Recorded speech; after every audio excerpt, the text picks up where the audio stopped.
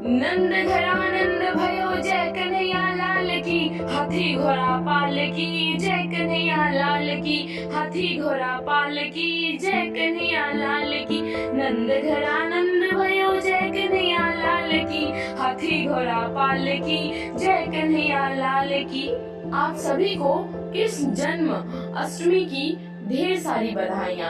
आज हम लोग कुछ खास बातें चर्चा करेंगे कि कृष्ण का जो जन्म हुआ किस नक्षत्र में, किस समय में, किस तिथि में, किस मास में, पूरी जानकारी प्राप्त करेंगे। उसके बाद हम लोग जानकारी प्राप्त करेंगे कि कृष्ण व्रत कब करना चाहिए, कृष्ण व्रत के कौन कौन से प्रकार है और कब किसको व्रत करना चाहिए। ये सारी डिटेल जानेंगे, बहुत सारी बातें करेंगे। इसके लिए वीडियो को लास्ट तक देखिए और वीडियो को लाइक, कमेंट, शेयर, सब्सक्राइब करिए। अब सबसे पहले हम जानेंगे कि भगवान कृष्ण का जन्म कहाँ और कब हुआ था। भगवान कृष्ण का जन्म भाद्रपद मास के कृष्ण पक्ष के अष्टमी तिथि को रोहिणी नक्षत्र में रात्रि अर्धरात्रि में हुआ था और यह मथुरा में हुआ था।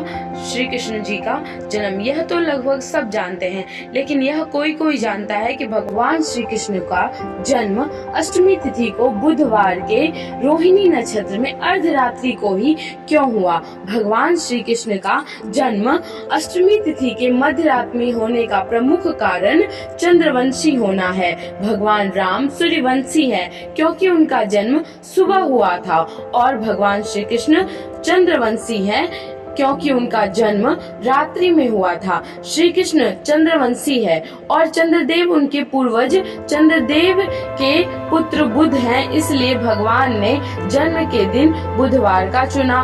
वहीं रोहिणी चंद्रमा की पत्नी है, वह नक्षत्र है, इसीलिए वह रोहिणी नक्षत्र में भगवान ने जन्म लिया। वहीं अष्टमी तिथि शक्ति का प्रतीक मानी जाती है और भगवान विष्णु इसी शक्ति के कारण पूरे ब्रह्मांड का संचालन करते हैं, इसलिए बुधवार के दिन रोहिणी नक्षत्र में अष्टमी तिथि को भगवान श्री कृष्ण का जन्म हुआ, जिस समय उनके सारे पूर्वज उपस्थित थे। अब हम बात करेंगे जन्माष्टमी व्रत को लेकर कुछ खास। जैसे कि आप सभी जानते हैं कि अष्टमी तिथि को जन्माष्टमी मनाया जाता है और रोहिणी नक्षत्र में, लेकिन कई बार ऐसी स्थिति बन जाती है जिसमें अष्टमी तिथि और रोहिणी नक्षत्र दोनों अलग अलग दिन होते हैं, यानी कि एक ही दिन नहीं होती। इस बार भी कृष्ण जन्म की तिथि और रोहिणी नक्षत्र अलग अलग दिन है। इस बार की कुछ तिथि में भी परिवर्तन है। 18 अगस्त को रात्रि 9:21 के बाद अष्टमी तिथि का आरंभ हो जाएगी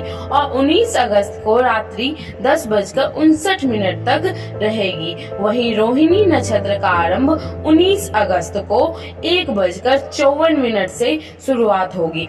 इसके कारण 18 और 19 को तो मतलब नहीं हुआ, रोहिणी नक्षत्र 20 तारीख को हो गया। तो शास्त्रों में इस तरह की उलझनों के लिए एक आसान सा उपाय दिया गया है कि गृहस्थ को उन दिनों व्रत रखना चाहिए जिस रात को अष्टमी तिथि लग रही है। पंचांग के अनुसार 18 अगस्त दिन गुरुवार को गृहस्थ आश्रम के लोगों को अष्टमी का पर्व मनाना चाहिए और क्या कहते हैं, जो साधु संत हैं, जो वैष्णव हैं, उन्हें 19 अगस्त को मनाना चाहिए।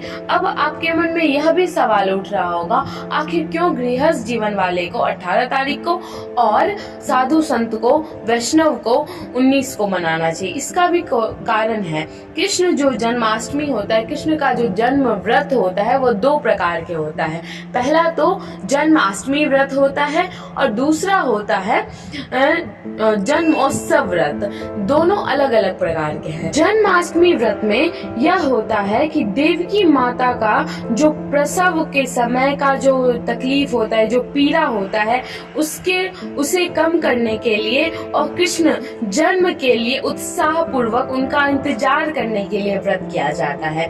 और जन्मोत्सव का व्रत वो होता है जो कृष्ण भगवान को जन्मोपरांत हम उत्सव मना रहे हैं, हम इतने प्रसन्न हैं, इतने मगन हैं लड्डू गोपाल में कि भोजन पानी त्याग कुछ मतलब ध्यान में ही नहीं है, इसके कारण व्रत रखते हैं।